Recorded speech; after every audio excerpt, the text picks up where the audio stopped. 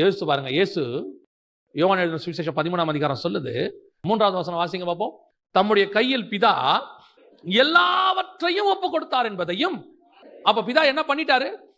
எல்லாத்தையும் ஒப்பு கொடுத்துட்டார். இப்ப இயேசு கையில என்ன இருக்குது? எல்லா அதிகாரமும் கையில இருக்கு. ஹெவன் எல்லாத்தையும் கொடுத்துருச்சு. 4வது வசனம் என்ன சொல்லுது பாருங்க. வஸ்திரங்களை கழற்றி வைத்து ஒரு சீலை எடுத்துக்கொண்டு அறையிலே கட்டிக்கொண்டு சீஷர்களின் காலை கழுவவும் துடைக்கவும். அப்படின்னா என்னங்க அர்த்தம்? இப்ப என்கிட்ட எல்லா அதிகாரமும் இருக்கு. ஆனா நான் யார் தெரியுமா? முடிவு பரியந்தம், சிலுவையின் முடிவு பரியந்தம் தன்னை தாழ்த்தினார். என்கிட்ட எல்லா அதிகாரமும் கொடுக்கப்பட்டிருக்கு. ஆனால் நான் எவ்வளவு தாழ்மை என்பதை காட்டணும். ஒரு படிப்பு படிச்ச உடனே, ஒரு டிகிரி முடிச்ச உடனே, ஒரு எம்என்சி கம்பெனியில சம்பளம் கிடைச்ச உடனே, ஒரு 50,000 1 லட்சம் பணம் கையில பார்த்த உடனே கொம்பு முளைச்சிருது.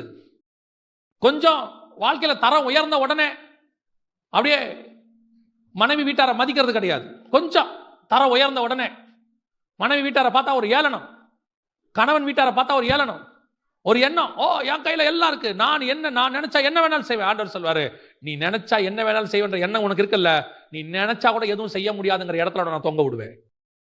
தாழ்மை உள்ளவனுக்கு தான் கர்த்தர் கிருபை அளிக்கிறார்.